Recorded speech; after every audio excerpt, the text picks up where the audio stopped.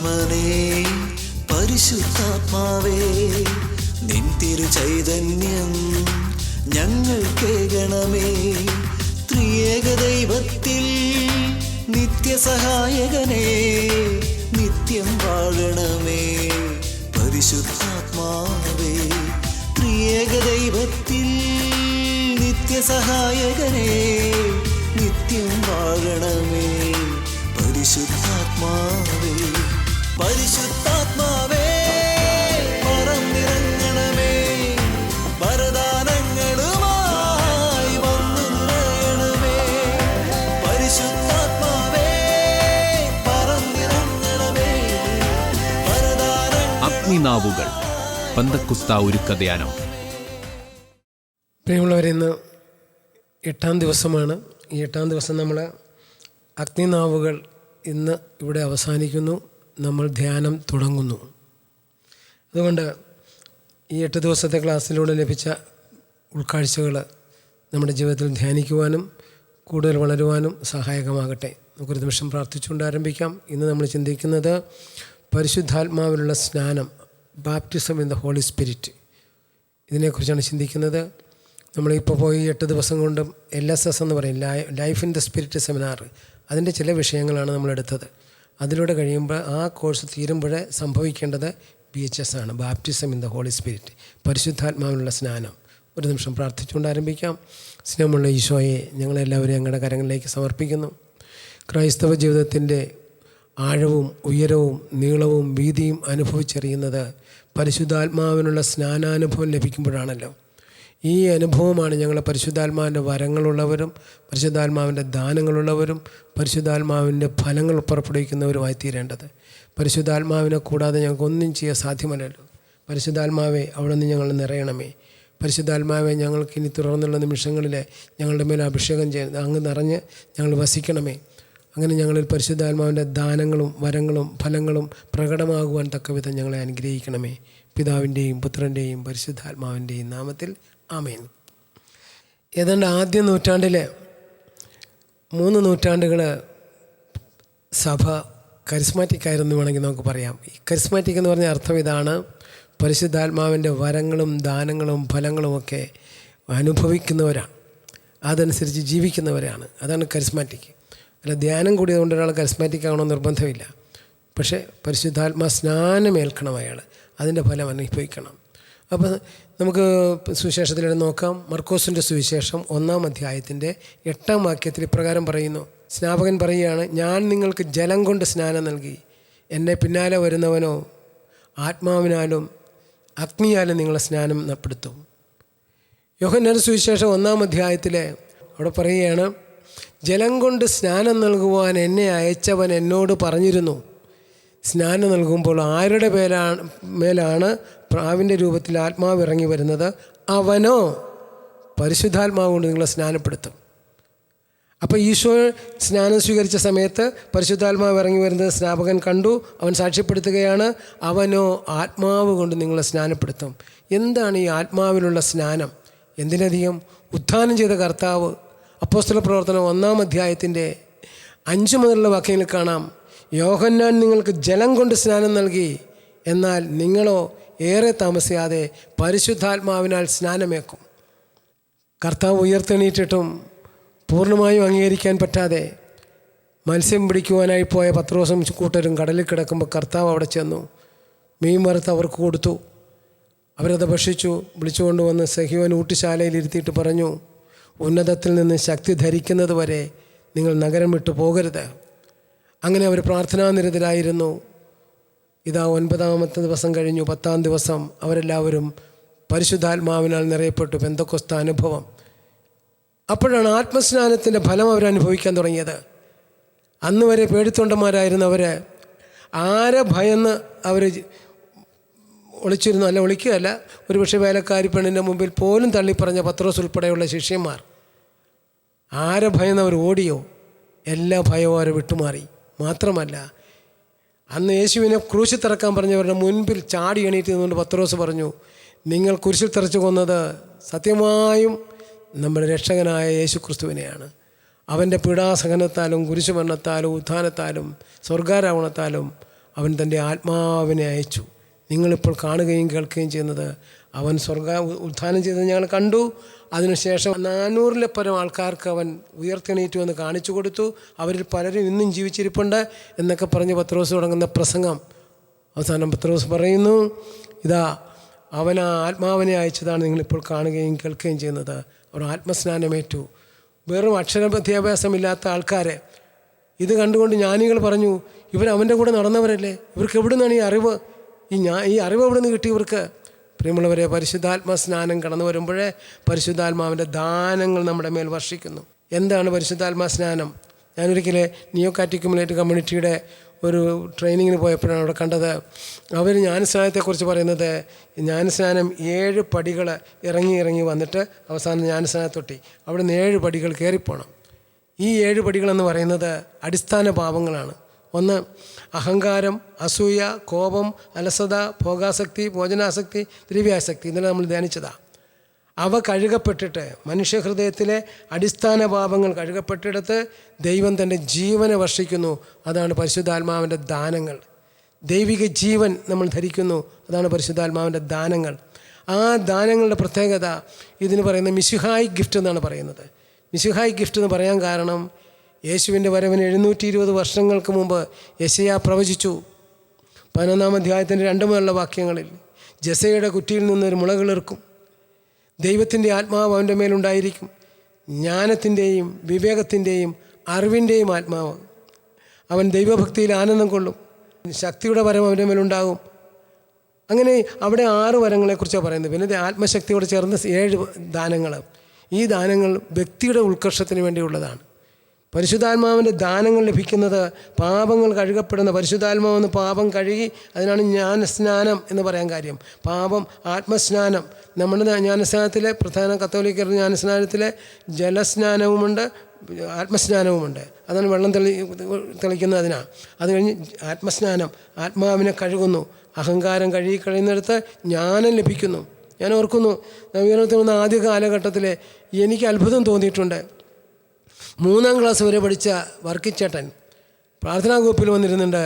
ബൈബിളിൽ ഏത് വാക്യം ചോദിച്ചാലും പറയുന്നു. എന്താ കാരണം അറിയാമോ? അദ്ദേഹത്തിന് ജ്ഞാനവരം ലഭിച്ചു. അപ്പോൾ ഒരു വിഷയം പറഞ്ഞു കൊടുത്താൽ അവിടുത്തെ ജ്ഞാനം അതെവിടെ കിടക്കുന്നു എന്ന് അദ്ദേഹത്തിന് പറയാൻ പറ്റും. 3-ാം ക്ലാസ് വരെ പഠിച്ചിട്ടുള്ളൂ. പരിശുദ്ധാത്മാവിലുള്ള സ്നാനം നൽകുമ്പോഴേ ജ്ഞാനം ലഭിക്കും.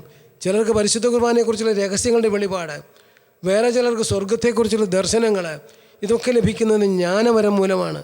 ജ്ഞാനം ആ വ്യക്തിയുടെ ഉത്കർഷത്തിനുള്ളതാണ്. അവൻ ജ്ഞാനിയെപ്പോലെ സംസാരിക്കും. ചിലപ്പോഴേ പണ്ഡിതന്മാർ പോലും, ഈ 4-ാം ക്ലാസ് പോലും പഠിച്ചിട്ടില്ലാത്ത ചേട്ടൻ്റെ സംസാരം കേട്ട് പണ്ഡിതന്മാർ പോലും അത്ഭുതപ്പെടാറുണ്ട്. എന്താ കാരണം? ജ്ഞാനവരം നമുക്ക് ലഭിക്കും. കരിസ്മാറ്റിക് നവീകരണത്തിൻ്റെ ഏറ്റവും വലിയ ധന്യതയായിരുന്നു അത്. വാസ്തവത്തിൽ ഒരു സ്ഥലത്തും പഠിച്ചിട്ടില്ലാത്തവൻ, ഒരു സെമിനാരിയിലോ മറ്റെങ്ങും പോയിട്ടില്ലാത്തവൻ, അവൻ്റെ പ്രസംഗം കേട്ടുകൊണ്ട് വൈദികർ പോലും അവരുടെ ധ്യാനം കൂടാൻ ചെല്ലുന്നു. വൈദികർ പോലും അവരോട് ചില കാര്യങ്ങൾ അറിയാൻ പോകുന്നു. ഒരിക്കലേ ഞാൻ പൊൻകുന്നത്ത് നിൽക്കുമ്പോഴേ കാഞ്ഞിരപ്പള്ളിയിലൊരു വലിയ അച്ഛൻ എന്നോട് പറയുന്നത്, അങ്ങച്ചാ ഞാനൊന്ന് ഫിലോ ചേച്ചിയെ കാണാൻ പോയിച്ചു വന്നതാണ്. എന്തിനാണെന്ന് വെച്ചാൽ, അതെ അവിടെ ഞങ്ങളുടെ ഇടവകയിൽ 3 ഗ്രൂപ്പാണ്. 3 ഗ്രൂപ്പിനെയും കൂടെ യോജിപ്പിച്ച് കൊണ്ടുപോകാൻ ഞാൻ മടുത്തു. ഞാൻ ഒത്തിരി പ്രാർത്ഥിച്ചു, പല കാര്യങ്ങളും ചെയ്തു. അപ്പോൾ ദൈവഗീതം അറിയാൻ വേണ്ടി ഞാൻ പോയതാണ് ഫിലോ ചേച്ചിയുടെ അടുത്ത്. ഫിലോ ചേച്ചി ആരാണെന്നറിയാമോ? ഫിലോ കോഴിക്കോട് കാരത്തിയാണ്. ഫിലോ ചേച്ചി അക്ഷരം എഴുതാൻ പഠിച്ചിട്ടില്ല. ഓരോ അക്ഷരവും പുള്ളിക്കാരത്തിക്ക് അറിയത്തില്ല. അക്ഷരമൊന്നും എഴുതാൻ അറിയത്തില്ല. മലയാളിയല്ല ആൾ കർണാടകക്കാരത്തിയാണ്. അവിടുത്തെ ഭാഷയും അറിയത്തില്ല. അവിടെയും എഴുത്തിനിരുന്നിട്ടില്ല. ആ പാർട്ടി കിഡ്നി 2 രോഗം വന്ന് ഇവിടെ കിടന്നു. ഇവിടെ നമ്മുടെ ഇവിടെ തന്നെ പ്രാർത്ഥിച്ചു. പ്രാർത്ഥനാ ഗ്രൂപ്പിലെ പ്രാർത്ഥന കൂടാതെ ധ്യാനം കൂടി സൗഖ്യം കിട്ടി. അപ്പോൾ ആ ഫിലോ ചേച്ചിയിൽ കണ്ടൊരു പ്രത്യേകത അതാണ്. എഴുതാനും വായിക്കാനും അറിയത്തില്ലെങ്കിലും ബൈബിൾ പ്രസംഗിക്കും. ജ്ഞാനവരം കിട്ടി പ്രസാദിച്ചു. ഇപ്പോഴത്തെ അച്ഛൻ്റെ പ്രശ്നത്തിന് പ്രാർത്ഥിച്ചിട്ട് അപ്പോൾ ഒരു ഉത്തരം പറഞ്ഞു കൊടുത്തു. അച്ഛൻ വളരെ സംതൃപ്തനായിപ്പോയി. കാരണം എത്രയോ വലിയ മനുഷ്യന്മാരെ, അദ്ദേഹമാണ് ഡോക്ടറേറ്റൊക്കെ ഉള്ള ആളാണ്. ഇത് 1-ാം ക്ലാസ് പോലും പഠിക്കാത്ത ഫിലോ അങ്ങനെ പറയുന്നു. ഇത് നവീകരണത്തിൻ്റെ മാത്രം ഒരു ധന്യതയായിരുന്നു. കരിസ്മാറ്റിക് നവീകരണത്തിൻ്റെ അല്ല, ആദ്യകാല ക്രൈസ്തവരുടെ. ആദിമകാല ക്രൈസ്തവർ ആത്മസ്നാനാനുഭവത്തിലേക്ക് വന്നപ്പോഴേക്കും സാധാരണക്കാരായ മനുഷ്യരെ ജ്ഞാനികളായി കാണപ്പെട്ടു. പല ദൈവിക രഹസ്യങ്ങളും വെളിപ്പെടുത്തുന്നവരായി കാണപ്പെട്ടു. അതോടൊപ്പം തന്നെ വിവേകത്തിൻ്റെ വരം, ഇതും വ്യക്തിയുടെ ഉത്കർഷത്തിനുള്ളതാണ്. വിവേകപൂർവ്വം എങ്ങനെ തീരുമാനമെടുക്കണം. ആ പെൺകുട്ടി അവൾക്ക് സൗദിയിൽ ജോലി കിട്ടിയപ്പോൾ അത് വേണ്ട, അവിടെ എനിക്ക് പ്രാർത്ഥിക്കാൻ സൗകര്യമില്ല, എനിക്ക് കുർബാനയിൽ പങ്കെടുക്കാൻ സൗകര്യമില്ല, അത് വേണ്ട എന്ന തീരുമാനം ആ പെൺകുട്ടി എടുക്കാൻ അവളെ സഹായിച്ചത് വിവേകമെന്ന വരമാണ്. ഈ ലോകത്തിലായിരിക്കുമ്പോൾ വിവേകപൂർവ്വം തീരുമാനമെടുത്തില്ലെങ്കിൽ കർത്താവിൻ്റെ കുരിശുമരണവും ഉത്ഥാനവും വഴിയായി സ്വർഗത്തിൽ നമുക്കായി ഒരുക്കിയിരിക്കുന്ന അക്ഷയവും കളങ്കരഹിതവും ഒളിമങ്ങാത്തതുമായ അവകാശത്തെ മറന്ന് ഭൂമിയിലെ സുഖങ്ങൾ മാത്രം നോക്കി, ഭൂമിയിലെ നേട്ടങ്ങൾ മാത്രം നോക്കി ചിലർ ജീവിക്കേണ്ടി വരും. എന്നാൽ വിവേകമെന്ന വരം പരിശുദ്ധാത്മാവ് തന്നാൽ ഭൂമിയിലെ വസ്തുക്കൾ എങ്ങനെ കൈകാര്യം ചെയ്യണം, സ്വർഗം നഷ്ടപ്പെടാതെ, ഭൂമിയിലെ വ്യാപാരങ്ങൾ എങ്ങനെയായിരിക്കണം, സ്വർഗം നഷ്ടപ്പെടാതെ, ഭൂമിയിലെ ജീവിതം എങ്ങനെയായിരിക്കണം, സ്വർഗം നഷ്ടപ്പെടാതെ, ഇങ്ങനെ ഒരു തീരുമാനമെടുക്കുവാൻ നമ്മളെ സഹായിക്കുന്ന വരമാണ് വിവേകമെന്ന വരം. ഞാൻ ഓർക്കാണ്, ഒരിക്കലും എനിക്കിതുപോലെ ഒരു വിസ കിട്ടാനിടയായി. വിസ വന്നു കഴിഞ്ഞപ്പോഴേക്കും ഞാൻ പറഞ്ഞു, സഹോദരനോട് പറഞ്ഞു ഞാൻ വരുന്നില്ലെന്ന്. എന്താ കാര്യം എന്ന് പറഞ്ഞാൽ, എന്നോട് അവൻ പറഞ്ഞു, നിൻ്റെ കഴുത്തേ കിടക്കുന്ന കൊന്തയും ഒക്കെ ഒന്ന് വീട്ടിൽ തന്നെ ഉരി വെക്കണം കേട്ടോ, നിൻ്റെ ബൈബിളും കൊണ്ട് ഇവിടെ വരരുത്. ഞാൻ നവീകരണത്തിൽ വന്ന കാലം മുതൽ ഇന്ന് വരെ ബൈബിൾ താഴെ വെച്ചിട്ടില്ലാത്ത പാർട്ടിയാണ്. ഇപ്പോൾ ഇവിടെ തന്നെ ഇവിടെ വന്നാലൊരു ബൈബിൾ കിട്ടും. പക്ഷേ അതല്ല, എനിക്ക് എൻ്റെ ബൈബിള് എൻ്റെ കൂടെ വേണമെന്ന് എനിക്ക് നിർബന്ധമുണ്ട്. അതുകൊണ്ടാണ് ആലപ്പുഴയിൽ നിന്ന് ഇവിടം വരെ വരുമ്പോൾ ഇത്രയും ഭാരമുള്ള ബൈബിളും കൊണ്ട് വരുന്നത്.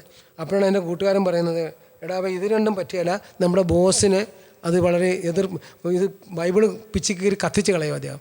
ഈ കുരിശ് താഴെ കണ്ട കുരിശ് രൂപത്തിൽ മുഴുവൻ തീരുന്നവരെ അദ്ദേഹം ഷൂസിട്ടൊരച്ച് നിലത്തിട്ടൊരച്ച് അത് കളയും.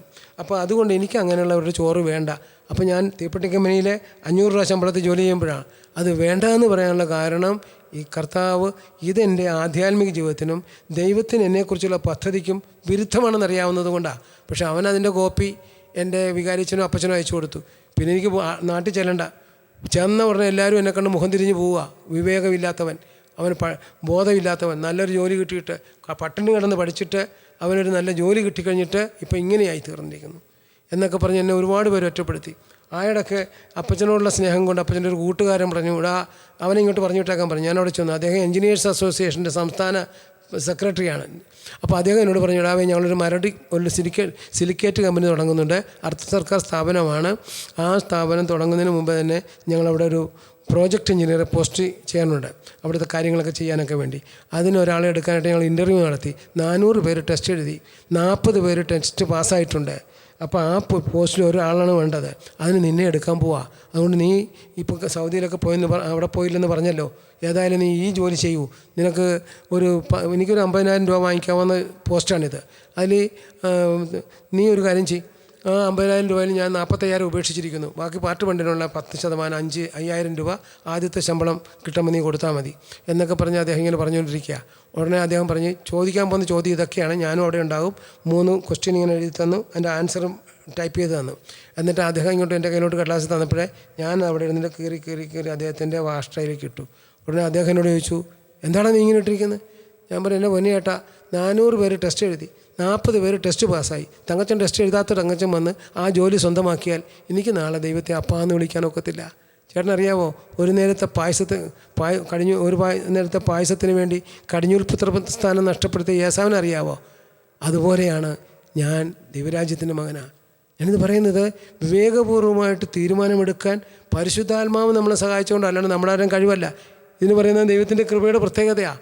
അല്ലാണ്ട് നമ്മൾ മിടുക്കരായതുകൊണ്ടോ വിശ്വാസത്തിൽ ഉറപ്പുള്ളതുകൊണ്ടൊന്നും അല്ല. പരിശുദ്ധാത്മാവ് വിവേകമെന്ന വരം തന്നതുകൊണ്ടാണ് അതോടെ പിച്ചുക്കുരി ഇട്ടിട്ട് പോരാൻ സാധിച്ചത്. എന്നാലും എനിക്ക് പറയാൻ പറ്റും, അധികം താമസിച്ചാൽ എനിക്ക് സർക്കാർ സർവീസ് ജോലി കിട്ടി, എൻ്റെ കാര്യങ്ങളുമൊക്കെ നടന്നു, വീട്ടിൽ എല്ലാ പ്രശ്നങ്ങളും മാറിക്കിട്ടി. അപ്പോൾ ഞാൻ പറയുന്നത്, ഈ വിവേകമെന്ന വരം നമുക്ക് കിട്ടും. അതുപോലെ തന്നെ അറിവിൻ്റെ വരം പ്രത്യേകമായിട്ട് ആവശ്യമുണ്ട്. ഇപ്പോൾ ചില വ്യക്തികൾ സംസാരിക്കുമ്പോൾ വളരെയധികം കാര്യങ്ങളെക്കുറിച്ചുള്ള അറിവ് അവർക്കുണ്ടാകും. അപ്പോൾ ആ അറിവിൻ്റെ വരം കിട്ടിയാലേ പറ്റത്തുള്ളത്. ബൈബിളൊക്കെ ചിലർക്ക് തുറന്നു പോലും നോക്കാതെ അവർക്ക് പ്രസംഗിക്കാൻ പറ്റും. അതിന് കാരണം അറിവിൻ്റെ വരം കിട്ടിയതാണ്. അവർക്ക് വിശുദ്ധരുടെ പുസ്തകങ്ങൾ വായിച്ചാൽ അത് ഓർമ്മയിൽ നിൽക്കുന്നു. അറിവിൻ്റെ വരം, ബുദ്ധിശക്തി എന്നൊക്കെ പറയും. ഈ വരം ഇത് നമുക്ക് വ്യക്തിയുടെ ഉത്കർഷത്തിനാണിത്, അല്ലാതെ വ്യക്തിയെ വളർത്താനുള്ളതാണത്. അറിവിൻ്റെ വരം. അതോടൊപ്പം തന്നെ പരിശുദ്ധാത്മാവിൻ്റെ മറ്റൊരു വരമാണ് ദൈവഭയം. ഞാനൊരിക്കൽ 2 കരിസ്മാറ്റിക്കുകൾ തമ്മിൽ ഭയങ്കര വഴക്ക്. അപ്പോൾ ഞാൻ അവരോട് ചോദിച്ചു, എൻ്റെ പൊന്നു സഹോദരങ്ങളെ, നിങ്ങൾക്ക് ദൈവഭയം എന്ന് പറഞ്ഞ സാധനമുണ്ടോ? അതെന്താ അങ്ങനെ ചോദിച്ചത്? ഞങ്ങൾക്ക് അത്ര ദൈവഭയം ഇല്ലേ? നിങ്ങൾക്ക് അത്ര ദൈവഭയം ഇല്ലാണ്ടല്ല, നിങ്ങളിപ്പോൾ 3 പേരും കൂടെ ഇരുന്നുണ്ട് ഇതിനെക്കുറിച്ച് ഭയങ്കര വഴക്കാണല്ലോ അങ്ങോട്ടും ഇങ്ങോട്ടുമൊക്കെ. നിങ്ങൾക്കറിയാലോ, 2 അതിലധികം പേർ എൻ്റെ നാമത്തിൽ എവിടെ ഒരുമിച്ച് കൂടിയാലും അവരുടെ മധ്യേ ഞാനുണ്ടായിരിക്കുമെന്ന് പറഞ്ഞ കർത്താവ് ഇവിടെ ഇല്ലേ? നിങ്ങൾ അവരെ നോക്കിക്കൊണ്ടാണ് ചെയ്യുന്നത്. അവനെ നോക്കിക്കൊണ്ട് അവൻ്റെ ഹിതമനുസരിച്ച് പ്രവർത്തിക്കണമെങ്കിൽ ദൈവഭയം എന്ന ദാനം ലഭിക്കണം. അതിന് അടിസ്ഥാന ഭാവങ്ങൾ കർത്താവിൻ്റെ മുമ്പിൽ ഏറ്റുപറഞ്ഞ് പരിശുദ്ധാത്മാവിനെ നിറഞ്ഞാൽ നിങ്ങൾക്ക് ആ ദാനം കിട്ടും. അപ്പോഴാണ് നമ്മുടെ ഇടയിലുള്ള ഇതുപോലുള്ള തർക്കങ്ങളും വഴക്കുമൊക്കെ മാറുന്നത്. അപ്പോൾ അതുകൊണ്ട് ദൈവഭയം എന്ന ദാനം നമുക്കുണ്ടാകണം. കൈക്കൂലി വാങ്ങിക്കാൻ ഒരിക്കലും സാധിക്കത്തില്ല ദൈവഭയമുള്ളവനെ, ഒരിക്കലും സാധിക്കില്ല കൈക്കൂലി കൊടുക്കാൻ ദൈവഭയമുള്ളൊരുത്തനെ. ഞാനിത് മനസ്സിലാക്കുന്നത് അങ്ങനെയാണ്. ഞാനൊക്കെ വ്യവസായ ഓഫീസിൽ ജോലി ചെയ്തുകൊണ്ടിരിക്കുമ്പോഴേ ഒരു മെറ്റൽ പൈപ്പ് ഇൻഡസ്ട്രീസിൻ്റെ ആൾക്കാർ വന്നു. അവർ ഒന്നിച്ചും പറഞ്ഞു ഇതൊരു അമെൻമെൻറ്റാണ് സാറേ, എത്രയും വേഗം ചെയ്തു തരണമെന്ന് പറഞ്ഞു. ഞാൻ പെട്ടെന്നെല്ലാം സ്പീഡ് ചെയ്തു, പണിയൊക്കെ ചെയ്ത് കമ്പ്യൂട്ടറിൽ അടിച്ചു, എല്ലാ കാര്യങ്ങളും ചെയ്ത് ഉച്ച കഴിഞ്ഞു. അപ്പോൾ അവർ പറഞ്ഞു ഓണക്കാലമായതുകൊണ്ട് സാറിൻ്റെ തിരക്ക് കണ്ട മറ്റ് സാർമാരും ഇല്ല, അപ്പോൾ നമുക്കൊരു 10,000 രൂപ കൊടുത്തേക്കാമല്ലേ എന്നാൽ അവർ ആലോചിക്കുന്നത് ഞാൻ കേട്ടു. അപ്പോൾ ഞാൻ എന്ത് ചെയ്തു, അവരെല്ലാം ചെയ്ത് കൊടുക്കാൻ നേരത്തെ എൻ്റെ ട്രേ ഇങ്ങനെ വലിച്ചു മേശയുടെ ഉടനെ അതിനകത്തോട്ട് ഈ പൈസ ഇട്ട ഉടനെ ഞാൻ പറഞ്ഞു എടുക്കണമെന്ന് പറഞ്ഞു. ഞാൻ ഇത്രയും ആത്മാർത്ഥതയോടെ എനിക്ക് നിങ്ങളുടെ കമ്പനിക്ക് വേണ്ടി ചെയ്തത് 65ഓളം തൊഴിലാളികളോടെ പണിയുന്നുണ്ട്. അവർക്ക് വേണ്ടി ചെയ്ത ശുശ്രൂഷയാണ്. അതിൻ്റെ ലാഭം കൊണ്ട് നിങ്ങൾ ജീവിക്കുന്നുണ്ട്. നിങ്ങൾക്ക് വേണ്ടി ചെയ്ത ശുശ്രൂഷയാണ്. അതിന് 10,000 രൂപ കൊണ്ട് നിങ്ങൾക്ക് അതിനെ കോമ്പൻസേറ്റ് ചെയ്യാമെന്നാണ് നിങ്ങളുടെ ധാരണ. ഞാൻ അതിനു വേണ്ടി ചെയ്തതല്ല. അത് നിങ്ങൾ എൻ്റെ ദൈവത്തിൻ്റെ മക്കളാണ്, നിങ്ങൾ അവരും ദൈവത്തിൻ്റെ മക്കളാണ്. ഞാനൊരു സർക്കാർ ഉദ്യോഗസ്ഥനാണെങ്കിലും ഒരു വിശ്വാസിയാണ്. എനിക്കതുകൊണ്ട് കർത്താവ് കാണുന്നുണ്ടത്. എനിക്ക് കിട്ടുന്ന ശമ്പളം മതി ജീവിക്കാൻ, അല്ലാണ്ട് ഈ കിമ്പളം എനിക്ക് വേണ്ട എടുക്കുന്നു പറഞ്ഞു. സാറേ ഒച്ചത്തിൽ പറയാതെ ആൾക്കാർ കേൾക്കും എന്ന് പറഞ്ഞ് എടുത്തുകൊണ്ട് പോയി. ഞാൻ പറയുന്നത് ഇങ്ങനെ പ്രതികരിക്കാൻ നമ്മളെ സഹായിക്കുന്നത് ഈ വരമാണ്. അപ്പോൾ ഇത് ലഭിച്ചാലേ നമുക്ക് പറ്റത്തുള്ളൂ, അല്ലാതെ നമുക്ക് അറിയത്തില്ല അത് അപ്പോൾ അതുകൊണ്ട് അങ്ങനെ ഒരു ദൈവഭയം എന്ന ദാനം പരിശുദ്ധാത്മാവ് നമുക്ക് തരും. ഒപ്പം ദൈവഭക്തി. ഹൈറേഞ്ചിലായിരിക്കുമ്പോൾ ഒരു ഞങ്ങൾ കൊച്ചേട്ടനെന്നാണ് വിളിക്കുന്നത്. ആ കൊച്ചേട്ടൻ 4ാം ക്ലാസ്സുകാരനാണ്. അദ്ദേഹം ആണ് എന്നെ വാസ്തവത്തിൽ ആധ്യാത്മികതയിൽ സഹായിച്ചത്. ഞങ്ങൾ ഒരുമിച്ച് പല പ്രാർത്ഥനാ ഗ്രൂപ്പുകളിലേക്കും പോകുന്ന വഴിക്ക് ഇവിടുന്ന് തുടങ്ങുന്ന സംസാരം അവിടം വരെ ദൈവത്തെക്കുറിച്ചും ബൈബിളും അല്ല പുള്ളിയൊന്നും പറയത്തില്ല. വേറെ ഒരു വാർത്ത ഏതെങ്കിലും രീതി ഞാൻ വിഷയം മാറ്റണേ ഉടനെ തങ്കച്ച അങ്ങനെ പറ്റത്തില്ല, നമുക്ക് കർത്താവിൻ്റെ കാര്യങ്ങൾ പറയൂ, വേറെ വല്ലതും പറയാനുണ്ടോ അവിടെ പോകും. അങ്ങനെ പോയി 2 കൂടി തിരിച്ചു വരും. ഞാൻ മനസ്സിലാക്കി പുള്ളിക്ക് ദൈവഭക്തി എന്ന ദാനമുണ്ട്. അതുകൊണ്ട് അദ്ദേഹത്തിന് എപ്പോഴും ദൈവത്തെക്കുറിച്ചും ദൈവത്തെക്കുറിച്ച് മറ്റുള്ളവരെ അറിയിക്കാനുമുള്ളൊരു ഭയങ്കരമായ തീക്ഷണത. ഞങ്ങൾ 2 പേരും കൂടെ വന്ന് എൻ്റെ മുറിയിൽ കിടക്കുമ്പോഴേ ഞാൻ ഒരു 12 മണിയൊക്കെ വരുന്നത്. എന്നാലും ഇദ്ദേഹം വന്ന് എണീറ്റ് എൻ്റെ തലക്കിൽ വന്നിരുന്നിട്ട് എൻ്റെ തലയെ കൈവെക്കുമ്പോൾ ഞാൻ പറയും ഇങ്ങനെ ഉറങ്ങി കാണിക്കും. എന്തിനാന്ന് പറഞ്ഞാൽ പോരട്ടെ, അദ്ദേഹത്തിനുള്ള കൃപ എനിക്ക് തരാൻ വേണ്ടി വരികയാണ്. കർത്താവേ, ഞാൻ 65 വയസ്സ് വരെ ജീവിച്ചു, എൻ്റെ ഒരു പതിര ഇപ്പോഴില്ല, അടുത്ത പതിരയും കേടായിക്കൊണ്ടിരിക്കുകയാണ്, ഞാൻ എത്ര നാൾ ജീവിക്കുമെന്ന് അറിയത്തില്ല. അതുകൊണ്ട് എനിക്ക് ലഭിച്ചിരിക്കുന്ന ദൈവഭക്തി എന്ന ദാനം ഈ ചെറുപ്പക്കാരന് കൊടുക്കണമേ, ഇവൻ വളരുമ്പോൾ ദൈവഭക്തിയിൽ വളരാനിടയാകണമേ എന്നൊക്കെ പറഞ്ഞ് ഈ കൊച്ചേട്ടൻ പ്രാർത്ഥിക്കും. ഞാൻ പറയും ആ 4ാം ക്ലാസ് മാത്രം പഠിച്ചിട്ടുള്ള പള്ളിമുറ്റത്ത് എല്ലാ ഞായറാഴ്ചയും വഴക്കുണ്ടാക്കുന്ന ആളെ പിടിച്ച് കെട്ടിക്കൊണ്ട് ധ്യാനമന്ദിരത്തിക്കൊണ്ട് ധ്യാനിപ്പിച്ചതാണ്. പക്ഷേ ആ മനുഷ്യൻ വന്നു കഴിഞ്ഞിട്ട് മരിക്കുവോളം സുവിശേഷത്തിന് വേണ്ടി ജീവിച്ചു. എല്ലാ വീടുകളിലും പോയി പ്രാർത്ഥിക്കുക, പള്ളികളിൽ പോയി പ്രാർത്ഥിക്കുക, എന്നെപ്പോലുള്ളവനെ കൊണ്ടു നടന്ന് പഠിപ്പിക്കുക, ഇതൊക്കെ അദ്ദേഹം ചെയ്തു. അപ്പോൾ ഞാനിത് പറയുന്നത് ആ ദൈവഭക്തി എന്ന ദാനം അദ്ദേഹത്തിന് കിട്ടിയത് കൊണ്ടാണ്. അപ്പോൾ ഇതൊക്കെ സാധാരണക്കാർക്ക് കിട്ടിക്കൊണ്ടിരുന്നതാണ്. ഇന്ന് പലർക്കും ഇതിൻ്റെ ആവശ്യകതയേക്കാൾ ഉപരി കാര്യം സാധിക്കണമെന്ന് മാത്രമായി കഴിഞ്ഞാൽ ദൈവം തരുന്ന ഈ മാതിരിയുള്ള ദാനങ്ങൾ സ്വീകരിക്കാൻ പറ്റില്ല, സഭയെ പണിതുയർത്താൻ പറ്റത്തില്ല, സുവിശേഷ വേല ചെയ്യാൻ പറ്റത്തില്ല. ഇതൊക്കെ ചെയ്യണമെങ്കിൽ നമുക്ക് വ്യക്തിപരമായി നമ്മൾ ശക്തരാകണം. അപ്പോൾ അവിടെ നമുക്ക് ദൈവത്തിൻ്റെ ദൈവഭക്തി എന്ന ദാനം നമുക്കുണ്ടാകണം. അടുത്താണ് ഉപദേശവരം. അത് നമുക്ക് തമ്പുരാൻ നമുക്ക് തരും. ദൈവം നമ്മളെ ഉപദേശിക്കും, ഇന്നത് ചെയ്യണം ചെയ്യരുതെന്നൊക്കെ. എത്രയോ പേര് കർത്താവിനോട് ചോദിച്ചുകൊണ്ട് ജീവിക്കുന്ന കരിസ്മാറ്റിക്കുകൾ ഇന്നുണ്ട്. കർത്താവ് അവർക്ക് പറയും നീ ഇന്നത്തെ തീരുമാനിക്കൂ, ഇന്നെടുക്കൂ. ഇന്ന് പലരും ഉപദേശത്തിന് വിളിച്ചു ചോദിക്കും, എൻ്റെ മകളെ കല്യാണം കഴിപ്പിക്കണമോ കന്യാസ്ത്രീയാക്കണോ, അത് തീരുമാനിക്കണം ജോസിനാണ്. നമ്മളോട് കർത്താവ് സംസാരിക്കും, അതാണ് ഉപദേശവരം. കൗൺസിലിംഗ് അല്ല ഞാൻ ഉദ്ദേശിച്ചത്. ദൈവം നമ്മളെ കൗൺസിൽ ചെയ്യും. അപ്പോൾ അത് ഉപദേശപരമായിട്ട് നമുക്ക് വളരും. അടുത്ത ആത്മശക്തി. പരിശുദ്ധാത്മാവിൻ്റെ ദാനമായ ആത്മശക്തി ലഭിച്ചു കഴിഞ്ഞാൽ ഒരു പ്രശ്നവും നമ്മളെ തളർത്തുകയില്ല. ആരെല്ലാം നമുക്കെതിരെ നിന്നാലും അവർ ആത്മശക്തിയോടെ നിൽക്കും. അതിൻ്റെ കാരണം പരിശുദ്ധാത്മാവ് നൽകുന്ന ഈ ദാനമാണ്. അങ്ങനെ കിട്ടിക്കഴിയുമ്പോൾ നമ്മൾ ദൈവിക ജീവനിൽ പങ്കുകാരായി. ഈ ദാനങ്ങളാണ് ഒരു വ്യക്തിയുടെ വിശുദ്ധിയുടെയും ഒരു വ്യക്തിയുടെ നിലനിൽപ്പിൻ്റെയൊക്കെ ഒരു സഹായകമായിട്ടുള്ളത്. ദാനം നഷ്ടപ്പെട്ടാൽ അനുതപിക്കേണ്ടിയിരിക്കുന്നു. അവിടെ പരിശുദ്ധാത്മാവിൻ്റെ ദാനങ്ങൾ കൊണ്ട് നിറയണമെങ്കിൽ അടിസ്ഥാന പാപങ്ങൾ ഇടയ്ക്കിടയ്ക്ക് തലപൊക്കാൻ സാധ്യതയുണ്ട്. അങ്ങനെയുള്ളവർ നിരന്തരമായി അനുതപിക്കുകയും നിരന്തരമായി ഇത് കണ്ട് പ്രാർത്ഥിക്കുകയും ചെയ്തെങ്കിലേ ദാനങ്ങളിൽ വളരാൻ പറ്റൂ. ദാനം നഷ്ടപ്പെട്ടു പോകുന്ന ഒന്നാണ്. എന്നാൽ വരങ്ങളതല്ല. പരിശുദ്ധാത്മാവിൻ്റെ വരങ്ങളുണ്ട്. വരങ്ങൾ ദൈവത്തിൻ്റെ ശക്തിയാണ്. മാമോദീസത്തൊട്ടിൽ നിന്നും കയറി വരുന്ന ആൾ ദൈവിക ജീവൻ പ്രാപിച്ചുവെങ്കിൽ അടുത്തത് ദൈവത്തിൻ്റെ ശക്തി ധരിക്കാൻ സാധിക്കും. ആ ശക്തിയാണ് വരങ്ങളായിട്ട് വരുന്നത്. കൊരിന്ത്യർക്ക് എഴുതിയ 1-ാമത്തെ ലേഖനം നമ്മൾ നോക്കിക്കഴിഞ്ഞാൽ വരങ്ങളെക്കുറിച്ച് പറയുന്നുണ്ട്. 12-ാം അധ്യായത്തിലെ 7 മുതലുള്ള വാക്യങ്ങളിലെ ഇത് പൊതു നന്മയ്ക്ക് വേണ്ടിയാണ് തരുന്നത്. അവിടെ പറയുന്നുണ്ട് വിശ്വാസവരം, ദർശനവരം, രോഗശാന്തി വരം, അത്ഭുതങ്ങൾ പ്രവർത്തിക്കാനുള്ള വരം, ഇങ്ങനെ വിവിധ തരം വരങ്ങളെക്കുറിച്ച് അവിടെ പറയുന്നുണ്ട്. ഇതിലൂടെയാണ് നമുക്ക് ശുശ്രൂഷ ചെയ്യുവാനും നവീകരണത്തെ മറ്റുള്ളവരിൽ എത്തിക്കാനും സഹായിക്കുന്ന ഒരു വരമാണ് വാസ്തവത്തിൽ ഈ പറഞ്ഞ വരം. എല്ലാ വരങ്ങളും വരങ്ങളെല്ലാം മറ്റുള്ളവർക്ക് വേണ്ടിയുള്ളതാണ്. രോഗശാന്തി വരം ഒരിക്കലും രോഗിക്ക് വേണ്ടിയുള്ളതല്ല. ഒരിക്കലും ഫ്രാൻസിസ് അസീസി വളരെയധികം പനി പിടിച്ച് തളർന്നു കിടക്കുക. അപ്പോഴേക്കും ഒരാൾ വന്നിരിക്കുന്നു, എനിക്ക് പനിയാണ് ഗുരുവേ എന്നും പറഞ്ഞ് പ്രാർത്ഥിക്കാൻ വന്നിരിക്കുക. അപ്പോൾ ലിയോ എന്ത് ചെയ്തു? ലിയോ എന്ന് പറഞ്ഞ് ഇങ്ങനെ ഒരാൾ വന്ന് നിൽക്കുന്നു, എന്നെ ഒന്ന് പൊക്കി എണീപ്പിക്കൂ. അങ്ങനെ ഫ്രാൻസിസ് അസീസിയെ പിടിച്ചുകൊണ്ട് വന്നപ്പോൾ ആ പനിയുള്ള മനുഷ്യന് വേണ്ടി പ്രാർത്ഥിച്ചു. അയാൾ പനി മാറിപ്പോയി എന്ന് പറയുന്നത്. ലിയോ ഉടനെ ചോദിച്ചു, അയാളേക്കാൾ ഇരട്ടി പനിയുള്ളത് അങ്ങ് എന്താണ് ഇങ്ങനെ പിതാവേ? അപ്പോൾ പറഞ്ഞു, എടോ അത് എൻ്റെ സ്വന്തമല്ല, അവർക്ക് വേണ്ടിയുള്ളതാണ്. അത് മറ്റുള്ളവർക്ക് വേണ്ടിയുള്ളതാണ് ആ വരം. അതുകൊണ്ടാണ് അവർക്ക് വേണ്ടി ഞാൻ പ്രാർത്ഥിച്ച് അവൻ സൗഖ്യം പ്രാപിച്ചത്. അപ്പോൾ വരദാനങ്ങളൊക്കെയും വരങ്ങളെല്ലാം മറ്റുള്ളവർക്ക് വേണ്ടിയുള്ളതാണ്. രോഗശാന്തി വരം രോഗശാന്തി കൊടുക്കുവാനും, അതുപോലെ തന്നെ ദർശനവനത്തിലൂടെ ചില പ്രശ്നങ്ങൾ സോൾവ് ചെയ്യാനൊക്കെ നമുക്ക് സഹായിക്കും ദർശനവരം. ഞാൻ ഓർക്കുന്നുണ്ട്, ഒരിക്കലൊരു ഓഫീസിൽ ഞാൻ ജോലി ചെയ്യാൻ ചെന്നപ്പോൾ ഓഫീസർ എന്നോട് പറഞ്ഞു, എടോ താൻ ഒരു കസ്മാറ്റിക് ആണെന്നൊക്കെ കേട്ടിട്ടുണ്ടല്ലോ, ഗൈസ്റ്റ് വൈസ് ചെയർമാനെന്നൊക്കെ കേട്ടിട്ടുണ്ടല്ലോ, താൻ കൗൺസിലിംഗ് നടത്തും ധ്യാനിപ്പിക്കുമെന്നൊക്കെ പറഞ്ഞ് കേട്ടിട്ടുണ്ടല്ലോ. നമ്മുടെ ഇവിടെ ഒരു വലിയ പ്രശ്നമുണ്ട്. ഇവിടുത്തെ UD ടൈപ്പിസ്റ്റും UD ക്ലർക്കും ഭാര്യയും ഭർത്താക്കന്മാരാണ്. ഇവർ പിണങ്ങി ഒരാൾ ഒരു ക്വാർട്ടേഴ്സിലും മറ്റൊരാൾ വേറൊരു ക്വാർട്ടേഴ്സിലുമാണ്. 6 മാസമായി ഞങ്ങൾ ഒത്തിരി സ്ഥലത്ത് കൊണ്ടുപോയി ഒരുപാട് പരിശ്രമിച്ചു നോക്കി, ഒരു രക്ഷയില്ലെന്ന് പറഞ്ഞു. അപ്പോൾ ഞാൻ ഒരു 8ാം ക്ലാസ്സിൽ പഠിക്കുന്ന ഒരു പെങ്കൊച്ചുണ്ട്. പകൽ അച്ഛൻ്റെ കൂടെയും വൈകിട്ട് അമ്മയുടെ കൂടെയും പോയി കിടക്കും അവൾ. അങ്ങനെയാണ് അവിടുത്തെ പകൽ അപ്പൻ്റെ അടുത്ത് പോയി ഭക്ഷണം കഴിക്കും, വൈകിട്ട് അവിടെ പോയി കിടക്കും. അങ്ങനെയാണ് അവൾ. ഇതിനെ ഒന്ന് ഒന്നിപ്പിക്കാൻ വല്ല മാർഗമുണ്ടോ? ഞാൻ പറഞ്ഞു, സാറേ എനിക്കറിയത്തില്ലത്. ഇപ്പോൾ സാറ് പറഞ്ഞു, ഞാൻ പറഞ്ഞു പരിശുദ്ധാത്മാവ് സഹായിക്കണേ സാധിച്ചേക്കും, അതുകൊണ്ട് നമുക്ക് പോകാമെന്ന് പറയാം. അങ്ങനെ എൻ്റെ മുറിയിലേക്ക് ഭർത്താവിനെയും കൊണ്ട് ആണുങ്ങളും വന്നു, ഭാര്യയും കൊണ്ട് പെണ്ണുങ്ങളും വന്നു. അവർ വന്ന് ഞാൻ അവരോട് സംസാരിച്ചു, 2 പേരെയും കൂടെ ഒന്ന് പ്രാർത്ഥിക്കട്ടെ എന്ന് ചോദിച്ചു. അപ്പോൾ അവർ തമിഴ് ബ്രാഹ്മണരാണെന്നാണ് പറയുന്നത്. രാജി എന്ന അവളുടെ പേര്, തമിഴ് ബ്രാഹ്മണനാണ്. അപ്പോൾ അതുകൊണ്ട് അവരോട് പ്രാർത്ഥിക്കാമെന്ന് പറഞ്ഞു. ഈ പെൺകുട്ടിയുടെ തലയെ കൈവച്ചപ്പോഴേ ഞാൻ കാണുന്നത് 12 വയസ്സായൊരു കുട്ടി ആദ്യ കുർബാന സ്വീകരിക്കുന്നതായിട്ടാണ്. ഞാൻ പറഞ്ഞു, നിങ്ങൾ തമിഴ് ബ്രാഹ്മണത്തെ അല്ല, നിങ്ങൾ കത്തോലിക്ക പെണ്ണാണ്. അവൾ ബോധം കെട്ട് താഴെ വീണു. ഉടനെ ഭർത്താവ് എന്നോട് ചോദിച്ചു, സാർ ഇതെങ്ങനെ അറിഞ്ഞു? ഞാൻ പറഞ്ഞു, ഞാൻ അറിഞ്ഞതല്ല, പരിശുദ്ധാത്മാവ് എല്ലാ കാര്യങ്ങളും അറിയുന്നുവെന്ന് നീ മനസ്സിലാക്കാൻ വേണ്ടി നിനക്ക് വേണ്ടി പറഞ്ഞതാണ്. അപ്പോൾ പറഞ്ഞു, സാറ് ശരിയാണ്, ഞങ്ങൾ എറണാകുളത്ത് ഒരുമിച്ച് ജോലി ചെയ്തിരുന്നപ്പോഴേ ഞങ്ങൾ തമ്മിൽ സ്നേഹിച്ചു. ഞങ്ങൾ പോയി രജിസ്റ്റർ മാരേജ് ചെയ്തു. രജിസ്റ്റർ മാരേജ് കഴിഞ്ഞ് വന്നപ്പോഴാണ് അവൾ പറയുന്നത് ആങ്ങളമാർ ഈ കൊട്ടേഷൻ ടീമിലുള്ളവരാണെന്ന്. അങ്ങനെ കൊട്ടേഷൻ ടീമിലുള്ള ഇവന് പേടിയായി കൊട്ടേഷൻ കേട്ടപ്പോൾ. ഒരു കൂട്ടർ വേണേൽ കൈവെട്ടും, ഒരു കൂട്ടർ വേണേൽ തലവെട്ടും എന്നൊക്കെ പറഞ്ഞപ്പോൾ ഇവൻ പേടിച്ചിട്ട് ഇവളെയും കൊണ്ട് തമിഴ്നാട്ടിൽ പോയി. അവിടെ ചെന്നപ്പോഴേ ഇവളുടെ കാര്യത്തിൽ ഒരു കുരിശ് കിടക്കുന്ന അവർ കണ്ടപ്പോഴേ അവരെല്ലാം കൂടി 2നെയും തല്ലി ഗ്രാമത്തിന് വെളിയിലാക്കി. അവിടെ നിന്ന് വന്നാണ് ഇടുക്കിയിൽ വന്ന് ഓഫീസിൽ ജോയിൻ ചെയ്തത് 2 പേരും കൂടെ. അന്നേരം ഇയാൾ പറഞ്ഞു, ഇനി ഞാൻ എന്ത് ചെയ്യണം? ഞാൻ പറഞ്ഞു, ഇവള് ജ്ഞാനസ്നാനത്തിലൂടെ യേശുക്രിസ്തുവിൻ്റെ വസ്ത്രമായാണ് ഞവളാ. അതുകൊണ്ട് ഇവളുടെ ഇതേ വിശ്വാസത്തിലേക്ക് നിങ്ങൾ വന്നാൽ നിങ്ങൾക്ക് സമാധാനമായിട്ട് ജീവിക്കാം, ഇല്ലേ ഇനിയും നിങ്ങൾക്ക് പ്രശ്നങ്ങളുണ്ടാവും. അവസാനം അങ്ങനെ ആ തരത്തിലേക്ക് അവർ വരാനിടയായി. ഞാൻ പറയുന്നത്, ദർശനപരമുണ്ടെങ്കിൽ മനുഷ്യരെ സഹായിക്കാൻ എളുപ്പമാണ് നമുക്ക്.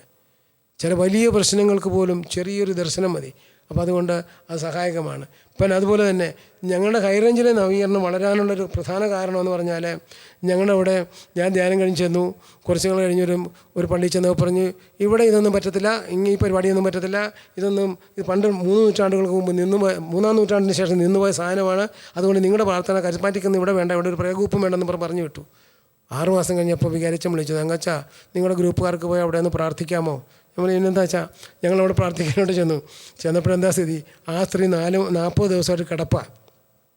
അവരുടെ കാലം അവർ ഒരാഴ്ച മുമ്പ് വെട്ടിക്കീറി, 2 ദിവസം മുമ്പ് മോതിര വിരൽ മുറിച്ച് കളഞ്ഞു. അപ്പോൾ ഞങ്ങളവിടെ ചെന്നപ്പോൾ ഈ ചേട്ടത്തി ഇങ്ങനെ തളർന്ന് കിടക്കുക, ഭക്ഷണം കഴിക്കുന്ന ട്രിപ്പ് ഇട്ടിരിക്കുകയാണ്. അപ്പോൾ അവരിങ്ങനെ എന്നെ സൂക്ഷിച്ച് നോക്കിയിട്ട് എൻ്റെ നേരെ കൈയും കൊണ്ടുവന്നു. ഉടനെ ഞാൻ ഈ കുരിശെടുത്ത് ഇങ്ങനെ കാണിച്ചു. ഉടനെ കൈ പുറകോട്ട് പോയി. ഞാൻ പറയുന്നത്, ഞങ്ങൾ കുറച്ച് നേരം പ്രാർത്ഥിച്ച് കഴിഞ്ഞപ്പോഴേ ഞങ്ങൾക്ക് മനസ്സിലായി. ഞാൻ പറഞ്ഞു, നമ്മൾ ആരും അക്ഷരത്തിൽ പ്രാർത്ഥിക്കേണ്ട, നമ്മളും അൽമേരാണ്, അതുകൊണ്ട് നമുക്ക് ഭാഷ വരുത്തി പ്രാർത്ഥിച്ചാൽ മതി. 8 പേരും കൂടെ ഭാഷ വരുത്തി പ്രാർത്ഥിക്കാൻ തുടങ്ങി. പ്രാർത്ഥിച്ച് വന്നപ്പോൾ ചേട്ടത്തി അങ്ങോട്ട് വരുള്ളൂ ഇങ്ങോട്ട് വരും, കുരിശ് കാണുമ്പോൾ ഓടും, അവസാനം തളർന്ന് ചത്തതുപോലെ കിടക്കുക. അപ്പോൾ അയൽവാസികളൊക്കെ ഉണ്ട്. കുറച്ച് കഴിഞ്ഞപ്പോൾ ചേർത്ത് എണീറ്റിട്ട് ചോദിച്ചു, മക്കളെ നിങ്ങളെ അതാ? ഞങ്ങളിവിടെ ഈ ലത്യമ്പള്ളിലെ പ്രാർത്ഥനാ ഗ്രൂപ്പുകാരാണ്. എന്തിനാണ് വന്നത്? ഞാൻ പറയാം അമ്മച്ചിക്ക് പനിയാണെന്ന് പറഞ്ഞിട്ടാണ് വന്നത് ഞങ്ങളെന്ന് പറഞ്ഞു. അവസാനം അമ്മച്ചി ഭക്ഷണമൊക്കെ കഴിച്ചന്ന്. എന്നിട്ട് ഞാൻ പറയും നാളെ രാവിലെ പള്ളിയിൽ പോയി അച്ഛനോട് കുമ്പസാരിക്കണമെന്ന് പറഞ്ഞു. 6 മണിക്കത്തെ കുർബാന, 6:30 കുർബാനയ്ക്ക് മുമ്പ് 6:15 അവിടെ എത്തി കുമ്പസാരിക്കണം. ഞാൻ 5:30 ചെന്നപ്പോൾ വികാരിച്ചൻ ചോദിച്ചു, ഇടാ നീ പോയി പ്രാർത്ഥിച്ചാ അവിടെ? ഞാൻ പറഞ്ഞു ഞങ്ങൾ പോയച്ചാ. എന്ത് സംഭവിച്ചു? ഞങ്ങളിങ്ങനെയൊക്കെ ചെയ്തപ്പോൾ ആ ചേട്ടത്തി എണീറ്റിരുന്നു, ഭക്ഷണം കഴിച്ചു, ഇന്നിപ്പോൾ ഒന്ന് കുമ്പസാരിക്കാമെന്ന് പറയട്ടോ. പറഞ്ഞപ്പോൾ അച്ഛൻ നോക്കുമ്പോൾ ഇതേ നടന്നു വരുന്നവർ. ഞാൻ പറയുന്നത് ആ സംഭവം ആ അച്ഛൻ അവിടെ ഒരു ധ്യാനം നടത്താൻ സമ്മതിച്ചു. അതിനേക്കാൾ ഉപരി അതൊരു ഫൊറോന പള്ളിയായിരുന്നു. പിന്നെ ഞങ്ങൾക്ക് കുറച്ച് ദിവസത്തിനകം അവിടങ്ങളിലുള്ള പല പള്ളികളിലും ധ്യാനിപ്പിക്കാൻ പറ്റി. അപ്പോൾ നവീകരണത്തിൻ്റെ വളർച്ചയ്ക്ക് വരങ്ങൾ വളരെയധികം സഹായകമാണ്. വരങ്ങളെ നമുക്ക് വേണ്ടി വരും. അപ്പോൾ തന്നെ ഭാഷാവരം വളരെ ശക്തമാണ്. മറ്റു മനുഷ്യരിലെ തിന്മയുടെ ശക്തിയൊക്കെ ഉണ്ടെങ്കിൽ ഭാഷാവരത്തിൽ പ്രാർത്ഥിക്കാൻ നമുക്ക് അറിയാൻ പറ്റും. അപ്പം അതുകൊണ്ട് ദർശനവരം, ഭാഷാവരം, രോഗശാന്തി വരം, അതുപോലെ മറ്റു പല വരങ്ങളും. അവസാനം പറഞ്ഞാൽ മറ്റൊന്ന് പറയാൻ എനിക്കുള്ളൊരു വരമാണ് 10,000 പേർക്ക് ഭക്ഷണം വെച്ച് കൊടുക്കാനുള്ള വരവും എനിക്കുണ്ട്. ഞാൻ അങ്ങനെയാണ്. ഇപ്പോൾ കോൾ കേരള സ്ഥലത്ത് നടക്കുന്ന യാതൊരു പ്രോഗ്രാമിൻ്റെയും ഫുഡ് മിനിസ്ട്രി എന്നെ ഏൽപ്പിക്കുന്നത് അതൊരു വരമാണ്. അപ്പോൾ അതുകൊണ്ട് പരിശുദ്ധാത്മാവിൻ്റെ വരങ്ങൾ നമ്മളെ സഹായകമാണ്. ഇതിനെ കൂടുതൽ അറിയാൻ വേണ്ടി റോമാലേഖനം 12-ാം അധ്യായത്തിലെ 4 മുതൽ 11 വരെയുള്ള വാക്യങ്ങൾ കൂടെ വായിച്ചാൽ ഒത്തിരി വരങ്ങളെക്കുറിച്ച് അവിടെ പറയുന്നുണ്ട്. നമുക്ക് ഈ കുറഞ്ഞ സമയം കൊണ്ട് അത് വിശദീകരിക്കാൻ പറ്റാത്തതുകൊണ്ട് അതൊന്ന് വായിക്കുക. ഇനി മറ്റൊന്ന്, ദൈവ സ്വഭാവത്തിൽ നമ്മളെ പങ്കുകാരാക്കുന്നു ആത്മസ്നാനം. അതാണ് ഗലാത്യ ലേഖനം 5-ാം അധ്യായം 22-ാം വാക്യം. പരിശുദ്ധാത്മാവിൻ്റെ ഫലങ്ങൾ സ്നേഹം, ആനന്ദം, സമാധാനം, ക്ഷമ, ദയ, നന്മ, വിശ്വസ്തത, സൗമ്യത, ആത്മസംയമനം, ഇവയൊക്കെയും നമുക്ക് ലഭിക്കും. നമ്മുടെ സ്നേഹം മറ്റുള്ളവരെ കീഴടക്കാൻ പറ്റും. പ്രിയമുള്ളവർ, ഒത്തിരി ശുശ്രൂഷകൾക്ക് ഏറ്റവും ആവശ്യമാണ്. ഒരു അപ്പന് സ്നേഹവരം കിട്ടിയാൽ ആ കുടുംബത്തിൻ്റെ സ്വർഗമാണ് ആ കുടുംബം. പിന്നെ അതുപോലെ സ്നേഹവും ആനന്ദം നമ്മുടെ ഇതൊക്കെ വിശദീകരിക്കാൻ സമയമില്ലാത്തതുകൊണ്ട് ഞാൻ ചുരുക്കുകയാണ്. ആനന്ദം ഒരു ക്രിസ്ത്യാനിയുടെ മുഖമുദ്രയാണ്. ഇതുണ്ടെങ്കിൽ നമ്മുടെ ഗ്രൂപ്പിൽ അനേകർ വരും. ഞാൻ ഓർക്കുന്നുണ്ട്, ഒരിക്കൽ ഞങ്ങളുടെ പ്രാർത്ഥനാ ഗ്രൂപ്പിൻ്റെ വാർഷികത്തിൽ കൃഷ്ണൻകുട്ടി സാർ എന്ന് പറഞ്ഞൊരു ഡോക്ടർ വന്നിരിക്കുക വാർഷികത്തിന്. അപ്പോൾ ഞാൻ പറഞ്ഞു ഇവിടെ വരാനിടയായ സംഭവങ്ങൾ ഓരോരുത്തരും പങ്കുവയ്ക്കാൻ പറഞ്ഞു. അദ്ദേഹം എന്നോട് പറഞ്ഞു, ഞാനിവിടെ വന്നത് എൻ്റെ ഭാര്യയ്ക്ക് ഞങ്ങളുടെ അരിഷ്ടം ലേഖയൊക്കെ അത് വാങ്ങിക്കാൻ വന്നതാണ്. ഞാൻ വന്നപ്പോൾ ഒരു 10-60 പേരിങ്ങനെ വളഞ്ഞുകൂടി ഇരിക്കുന്നു. എല്ലാവരുടെ മുഖത്ത് ഭയങ്കരമായൊരു തേജസ്.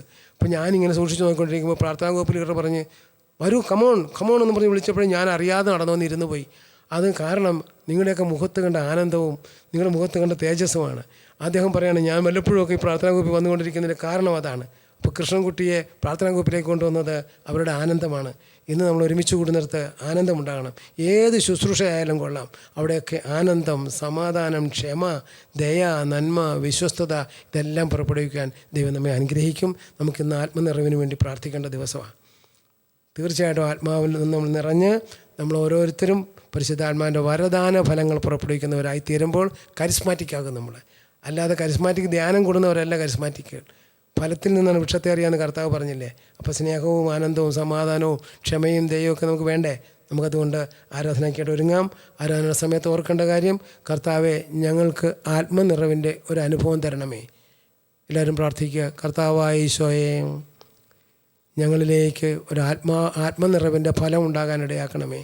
കർത്താവായ ഈശോയെ, ഞങ്ങൾക്ക് ഒരു ആത്മനിറവിൻ്റെ അനുഭവം ഉണ്ടാകാൻ ഇടയാക്കണമേ. ഞാൻ ആത്മനിറവിൻ്റെ ഫലം ഉണ്ടാകാൻ ആഗ്രഹിക്കണമേ എന്ന് പ്രാർത്ഥിക്കാൻ കാരണം, ആത്മസ്നാനം ജ്ഞാനസ്നാനത്തിലൂടെ സ്വീകരിച്ചതാണ്. അത് പ്രായത്തിനടുത്ത രീതിയിൽ ആത്മാവിൽ നിറയുന്നതാണ് ഓരോ പെന്തക്കോസ്ത ആഘോഷവും. നമുക്കിന്ന് ആരാധനയിലെ ആത്മനിറവിന് വേണ്ടി ഒരുങ്ങാം. ആരാധനയിൽ ശക്തമായ ഒരു ആത്മനിറവിൻ്റെ അനുഭവം കിട്ടാൻ വേണ്ടി പ്രാർത്ഥിക്കാം. ഈ 8 ദിവസങ്ങൾ നമ്മൾ കർത്താവിൻ്റെ കൂടെ ആയിരുന്നു.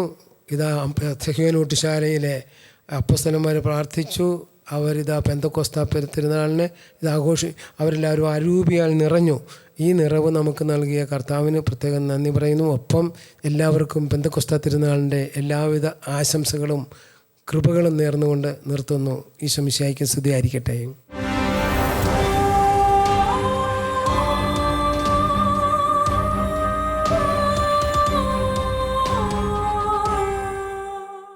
പരിശുദ്ധ പരമദിവ്യകാരുണ്യത്തിന് നേരവും ആരാധനയും സ്തുതിയും പുകഴ്ചയും ഉണ്ടായിരിക്കട്ടെ. പരിശുദ്ധ പരമദിവ്യകാരുണ്യത്തിന് നേരവും ആരാധനയും സ്തുതിയും പുകഴ്ചയും ഉണ്ടായിരിക്കട്ടെ. പരിശുദ്ധ പരമദിവ്യകാരുണ്യത്തിന് നേരവും ആരാധനയും സ്തുതിയും പുകഴ്ചയും ഉണ്ടായിരിക്കട്ടെ. പ്രിയമുള്ളവരെ, ഈ 7 ദിവസങ്ങൾ നമ്മൾ പ്രാർത്ഥിച്ചതും ഒരുങ്ങിയതും ഒരു ആത്മസ്നാനാനുഭവം നമുക്കുണ്ടാകുവാൻ വേണ്ടിയാണ്. പരിശുദ്ധാത്മാവിനുള്ള സ്നാനം മർക്കോസിൻ്റെ സുവിശേഷം 1-ാം അധ്യായം 8-ാം വാക്യത്തിൽ നമ്മൾ കാണുന്നു, ഞാൻ നിങ്ങൾക്ക് ജലം കൊണ്ട് സ്നാനം നൽകി എൻ്റെ പിന്നാലെ വരുന്നവൻ ആത്മാവിനാൽ നിങ്ങളെ സ്നാനം ഏൽപ്പിക്കുമെന്ന്. പരിശുദ്ധാത്മാ സ്നാനത്തെക്കുറിച്ച് നമ്മൾ കേട്ടത്. അതുകൊണ്ട് ആ ആത്മാവിലുള്ള നിറവ്, ആത്മാവിനാലുള്ള കഴുകൽ നമുക്ക് ആവശ്യമാണ്. ദൈവാത്മാവ് നമ്മുടെ ഉള്ളിൽ കടന്നു വന്ന് നമ്മുടെ അടിസ്ഥാന പാപങ്ങളെല്ലാം കഴുകിക്കളഞ്ഞ് പരിശുദ്ധാത്മാവിൻ്റെ ദാനങ്ങൾ ദൈവിക ജീവനായി നമ്മളിലേക്ക് കടന്നു വരും. ദൈവത്തിൻ്റെ ശക്തി പരിശുദ്ധാത്മാവിൻ്റെ വരങ്ങളായി നമ്മൾ കടന്നു വരും. ഒപ്പം ദൈവ സ്വഭാവം, പരിശുദ്ധാത്മാവിൻ്റെ ഫലങ്ങൾ നമ്മൾ രൂപപ്പെടും. ഈ ആരാധനയിൽ ഇത് മൂന്നും സംഭവിക്കുവാനായിട്ട് നമുക്ക് ആഗ്രഹിച്ചുകൊണ്ട് കർത്താവിൻ്റെ പക്കലേക്ക് കരങ്ങൾ നീട്ടി നമുക്ക് സ്തുതിക്കാം. ഹല്ലേലൂയ, ദൈവമേ സ്തോത്രം, ഈശോയെ സ്തുതി, ഈശോയെ ആരാധന. ഹല്ലേലൂയ, ദൈവമേ സ്തോത്രം, സ്തോത്രം, ദൈവമേ സ്തുതി, ഈശോയെ സ്തുതി, ഈശോയെ ആരാധന. ഹല്ലേലൂയ, ദൈവമേ സ്തോത്രം, സ്തോത്രം, സ്തോത്രം, ഈശോയെ നന്ദി, ഈശോയെ സ്തോത്രം. ഹല്ലേലൂയ,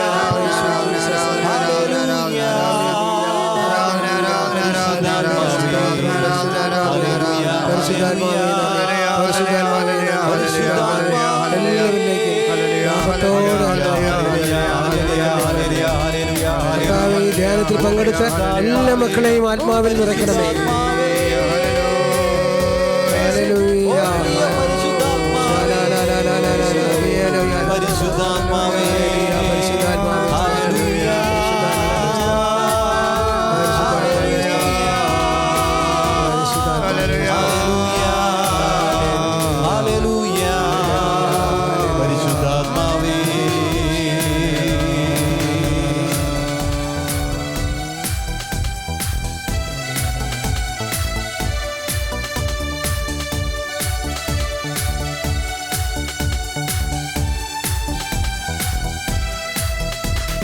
പുതിയൊരു ജനനം നൽകും പരിശുദ്ധാത്മാവേ, പുതിയൊരു ശക്തിയിലുണരാ കൃപ നീ ചൊരിയണമേ.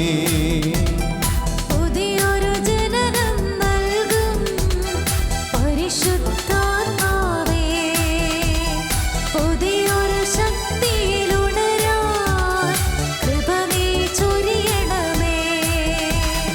പരിശുദ്ധാത്മാവേ, എന്നിൽ നിറയണമേ, നിറഞ്ഞു കവിയണമേ, കവിഞ്ഞൊഴുകണമേ. പരിശുദ്ധാത്മാവേ, എന്നിൽ നിറയണമേ, നിറഞ്ഞു കവിയണമേ, കവിഞ്ഞൊഴുകണമേ. പരിശുദ്ധാത്മാവെ നിറയണമേ, എല്ലാവരിലും നിറയണമേ. പരിശുദ്ധാത്മാവെ എല്ലാ മക്കളിലും നിറയണമേ. Hallelujah, hallelujah.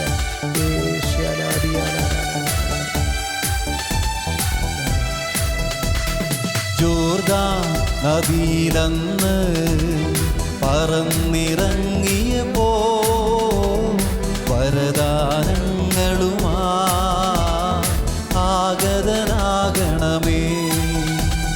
ജോർദാൻ നദിയിലന്ന് പറന്നിറങ്ങിയപ്പോൾ വരദാനങ്ങളുമായി ആഗതനാകണമേ. മാലിന്യങ്ങളകറ്റി അന്ധതയെല്ലാം നീക്കി വിശ്വാസത്തിലുറയ്ക്കാൻ കൃപ നീ ചൊരിയണമേ. മാലിന്യങ്ങളകറ്റി അന്ധതയെല്ലാം നീക്കി വിശ്വാസത്തിലുറയ്ക്കാൻ കൃപ നീ ചൊരിയണമേ. പരിശുദ്ധാത്മാവേ, എന്നിൽ നിറയണമേ, നിറഞ്ഞു കവിയണമേ, കവിഞ്ഞൊഴുകണമേ. പരിശുദ്ധാത്മാവേ, എന്നിൽ നിറയണമേ, നിറഞ്ഞു കവിയണമേ, കവിഞ്ഞൊഴുകണമേ.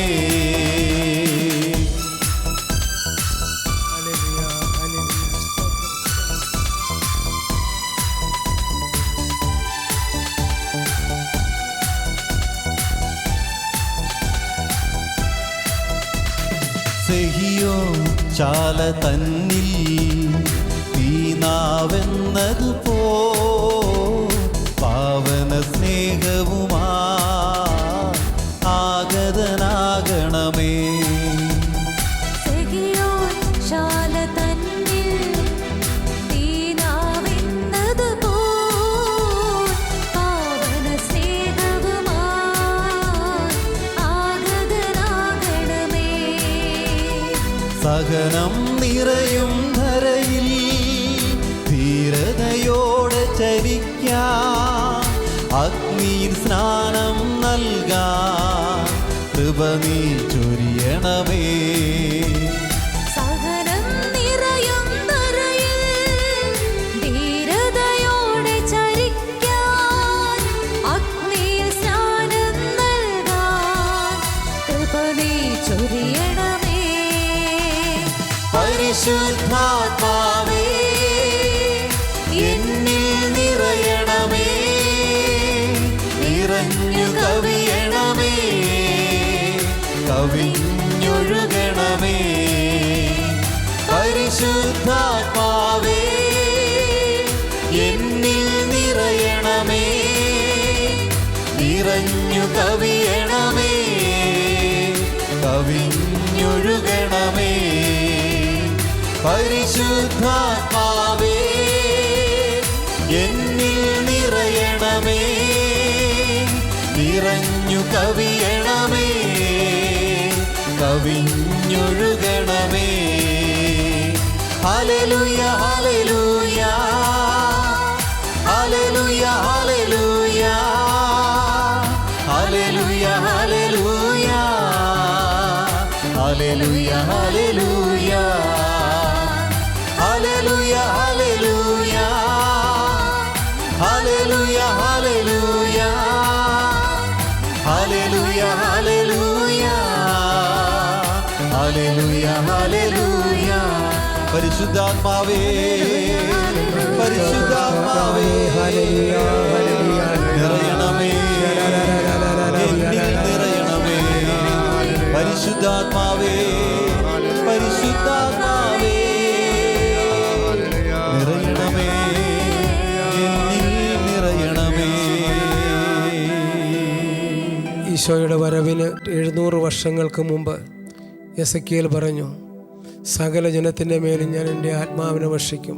നിങ്ങളുടെ ഹൃദയത്തിൽ നിന്ന് ശിലാതുല്യമായ ഹൃദയം എടുത്തു മാറ്റി പകരം ഞാൻ അതിൻ്റെ മാംസളമായൊരു ഹൃദയം നിങ്ങൾക്ക് തരും. സകല മാലിന്യങ്ങളിൽ നിന്ന് നിങ്ങളെ നിർമ്മലരാക്കും. കർത്താവ് അന്ന് പറഞ്ഞ വാഗ്ദാനമാണ് പെന്തക്കോസ്താ ദിവസം കർത്താവ് സാധിച്ചു തന്നത്. ഈ പെന്തക്കോസ്തായുടെ അവസാനത്തെ ദിവസത്തിലെ നമ്മുടെ ശിലാതുല്യമായ ഹൃദയം എടുത്തു മാറ്റി പകരം മാംസളമായൊരു ഹൃദയം തന്ന് അവിടുത്തെ ആത്മാവിനെ അതിൽ നിക്ഷേപിക്കുവാൻ കർത്താവിനെ അനുവദിക്കാം. നമുക്ക് കർത്താവെ ഞങ്ങളുടെ ഹൃദയങ്ങളിൽ അവിടുത്തെ ആത്മാവിനെ വർഷിക്കണമേ. ആത്മാവ് ഞങ്ങളുടെ മേൽ കടന്നു വന്ന് ഞങ്ങളെ സ്വതന്ത്രരാക്കണമേ.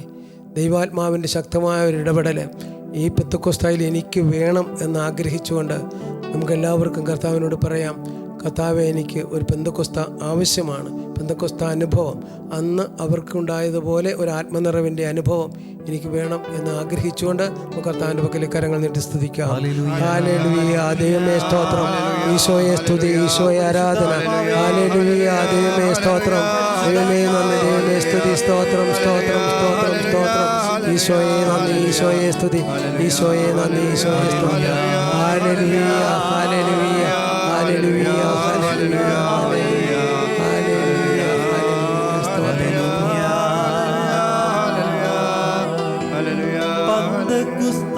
പന്തക്കുസ്താനുഭവം തരണേ, പുതു സൃഷ്ടിയായി എന്നെ മാറ്റണേ. പന്തക്കോസ്താനുഭവം തരണേ,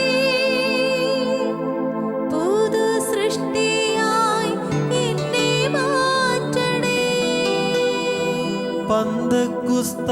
പന്തക്കുസ്താനുഭവം തരണേ, പുതു സൃഷ്ടിയായി എന്നെ മാറ്റണേ. പന്തക്കോസ്താനുഭവം തരണേ, പുതു സൃഷ്ടി പ്രിയമുള്ളവരെ, ഗാനങ്ങളോട് ചേർന്ന് നമുക്ക് ദാഹത്തോടെ ഇരിക്കാം.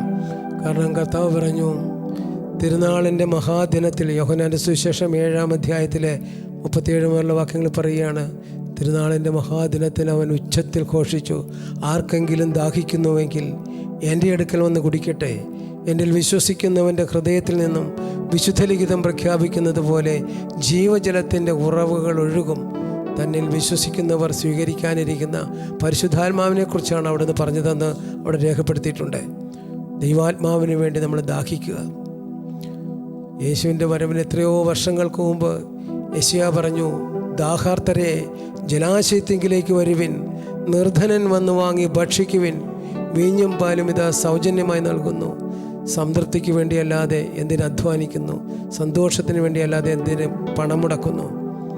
ദാഹത്തോടെ കർത്താവിൻ്റെ ആത്മാവിന് വേണ്ടി എല്ലാവരും ആഗ്രഹിച്ചുകൊണ്ട് പരിശുദ്ധാത്മാവേ, ഓ പരിശുദ്ധാത്മാവേ, ഓ പരിശുദ്ധാത്മാവേ എന്നിൽ വരണമേ എന്ന് ആഗ്രഹിച്ച് ദാഹത്തോടെ നമുക്ക് കരങ്ങൾ കർത്താവിൻ്റെ പക്കലേക്ക് കഴിയുമെങ്കിലൊന്ന് ഉയർത്തിപ്പിടിച്ച് പ്രാർത്ഥിക്കാം. പരിശുദ്ധാത്മാവേ, ചേർന്ന് പ്രാർത്ഥിക്കുക, ചേർന്ന് പ്രാർത്ഥിക്കുക. പരിശുദ്ധാത്മാവേ, പരിശുദ്ധാത്മാവേ, പരിശുദ്ധാത്മാവേ.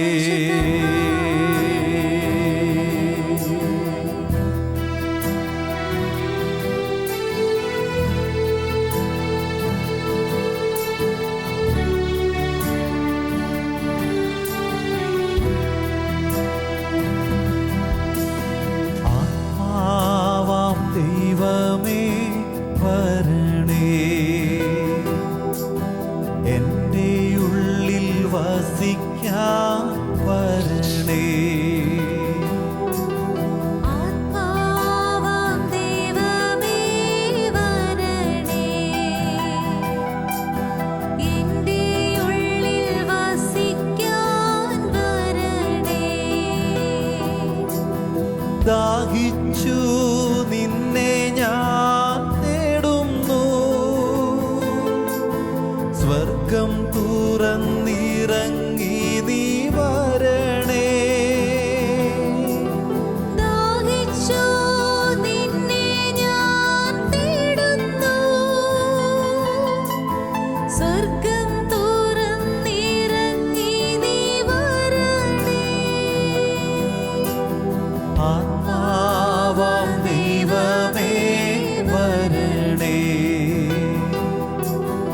എൻ്റെ ഉള്ളിൽ വസിക്കാൻ വരണേ.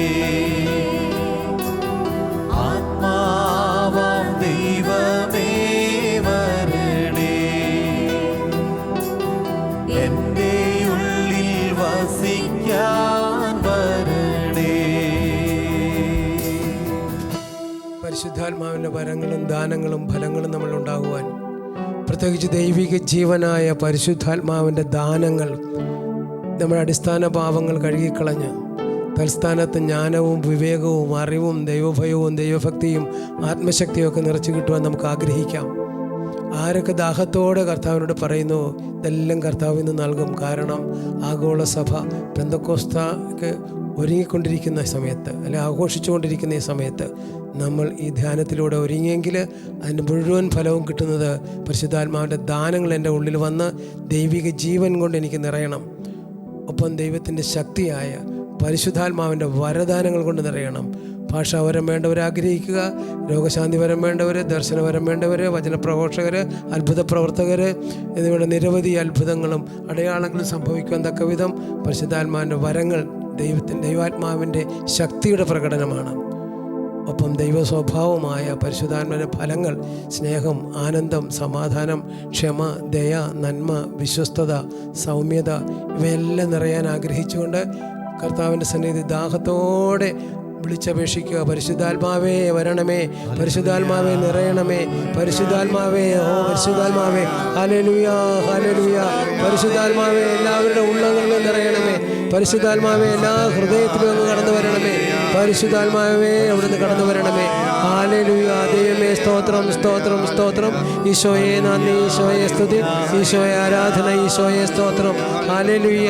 കർത്താവ് ഈശോയെ അങ്ങയുടെ നാമത്തിൽ അത്ഭുതങ്ങളും അടയാളങ്ങളും ഒക്കെ സംഭവിക്കുമാറ് ഈ ധ്യാനത്തിൽ പങ്കെടുത്ത എല്ലാവരുടെ മേലും ആത്മാവിൻ്റെ നിറവ് നൽകണമേ. പരിശുദ്ധാത്മാവിൻ്റെ വരങ്ങൾ നൽകണമേ, ദാനങ്ങൾ നൽകണമേ, ഫലങ്ങൾ ഉണ്ടാകാനിടയാകട്ടെ. എല്ലാവരും അരൂപിയാൽ നിറയട്ടെ. Hallelujah hallelujah hallelujah hallelujah hallelujah. കർത്താവേ, ഏതെങ്കിലും ഹൃദയങ്ങൾ അനുദപിച്ചൊരുങ്ങാതെ ഇരിപ്പുണ്ടെങ്കിൽ ഇപ്പോൾ അവർക്ക് അനുതാപം നൽകണമേ. ഹൃദയത്തിൽ പരിവർത്തനം നൽകണമേ. പരിശുദ്ധാത്മാവ്, പരമപരിശുദ്ധനായ പരിശുദ്ധാത്മാവിന് എൻ്റെ ഉള്ളിൽ വരുവാൻ എന്നെ വിശുദ്ധീകരിക്കണമേ എന്ന് പ്രാർത്ഥിക്കാനെങ്കിലുമുള്ള വരം നൽകണമേ. ഹല്ലേലൂയ ഹല്ലേലൂയ ഹല്ലേലൂയ ആത്മീയ ശക്തി അഭിഷേകാഗ്നി എന്നിൽ നിറഞ്ഞു കവിയണമേ. സെഹിയോനിൽ നിറഞ്ഞ ദൈവാത്മാവേ എന്നിൽ കത്തി പടരണമേ. ആത്മീയ ശക്തി അഭിഷേകാഗ്നി എന്നിൽ നിറഞ്ഞു കവിയണമേ. സെഹിയോനിൽ നിറഞ്ഞ ദൈവാത്മാവേ എന്നിൽ കത്തി പടരണമേ. പരിശുദ്ധാത്മാവിൻ്റെ നിറവ് നമുക്ക് എല്ലാവർക്കും ലഭിക്കുവാൻ ആഗ്രഹിച്ചുകൊണ്ട് നിൽക്കാം. ഇതോടൊപ്പം തന്നെ ഈ 8 ദിവസങ്ങൾ കർത്താവ് നമുക്ക് തന്ന എല്ലാ അനുഗ്രഹങ്ങൾക്കും നന്ദി പറയാം. ഒരുപക്ഷെ 8 ദിവസവും ഇതിൽ പങ്കെടുക്കാൻ സാധിച്ചവർ പ്രത്യേകമായിട്ട് കർത്താവിന് നന്ദി പറയുക. ഷാലോം ടിവിക്ക് വേണ്ടി പ്രത്യേകം പ്രാർത്ഥിക്കുക. ഇവിടുത്തെ ശുശ്രൂഷകർക്ക് വേണ്ടി പ്രാർത്ഥിക്കാം. നമുക്ക് ഇവിടെയുള്ള എല്ലാവരെയും അനുഗ്രഹിക്കണമെന്ന് പ്രാർത്ഥിക്കാം. കർത്താവ് സുവിശേഷ പ്രചാരണത്തിനായി കേരള സഭയ്ക്ക് തന്നിരിക്കുന്ന വരദാനമാണല്ലോ ഈ ഷാലോം ടി വി. ഇതിന് പിന്നിൽ അധ്വാനിക്കുന്ന എല്ലാവരെയും അവരുടെ കുടുംബങ്ങളെ അവിടുന്ന് അനുഗ്രഹിക്കണമേ. ഈ ധ്യാനത്തിൽ പങ്കെടുത്ത എല്ലാവരെയും അനുഗ്രഹിക്കണമേ. ഈ ധ്യാനം നടത്തുവാനായിട്ട് ഞങ്ങളെ സഹായിച്ച എല്ലാവരെയും അനുഗ്രഹിക്കണമെന്ന് പ്രാർത്ഥിക്കുക. അനുഗ്രഹിക്കണമേ, അനുഗ്രഹിക്കണമേ, അനുഗ്രഹിക്കണമേ രക്ഷകനീശോയേ.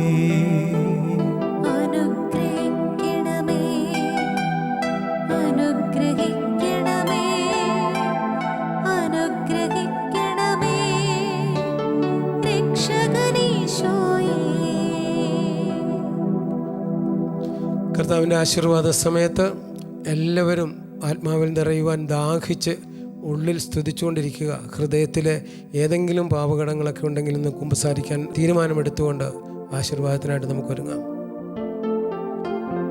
സ്വർഗത്തിൽ നിന്നാഗതമാ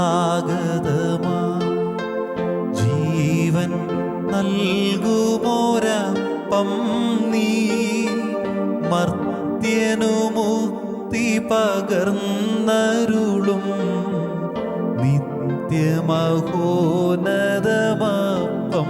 നീ, നിത്യമഹോന്നതമപ്പം നീ.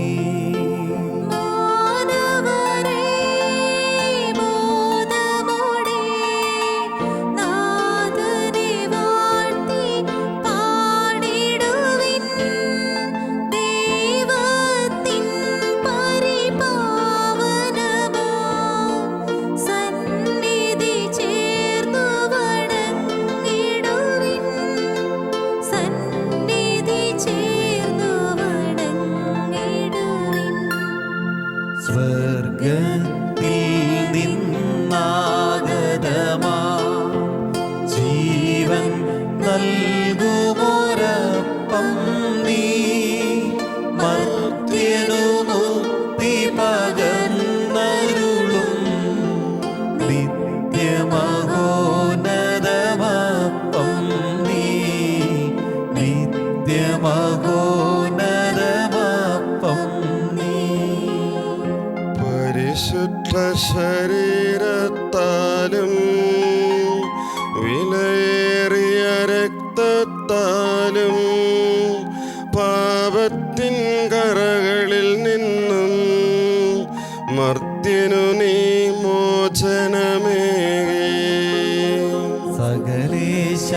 ദിവ്യ കടാക്ഷം തൂകണമേ വത്സലസുതരിൽ നിർമ്മലരായി ജീവിച്ചിടുവാൻ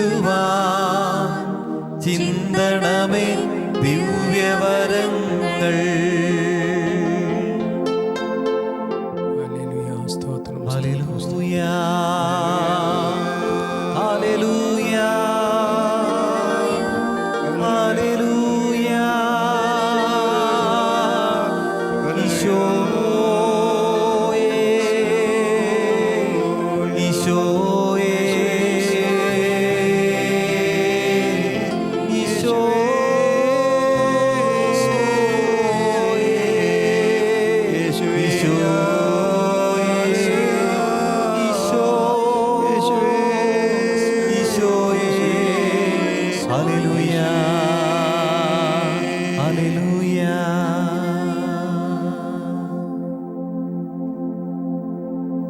പരിശുദ്ധ പരമാദിവ്യകാരുണ്യീശോയ്ക്ക് എന്നേരവും ആരാധനയും സ്തുതിയും പുകഴ്ചയും ഉണ്ടായിരിക്കട്ടെ. പരിശുദ്ധ പരമാദിവ്യകാരുണ്യീശോയ്ക്ക് എന്നേരവും ആരാധനയും സ്തുതിയും പുകഴ്ചയും ഉണ്ടായിരിക്കട്ടെ. പരിശുദ്ധ പരമാദിവ്യകാരുണ്യീശോയ്ക്ക് എന്നേരവും ആരാധനയും സ്തുതിയും പുകഴ്ചയും ഉണ്ടായിരിക്കട്ടെ.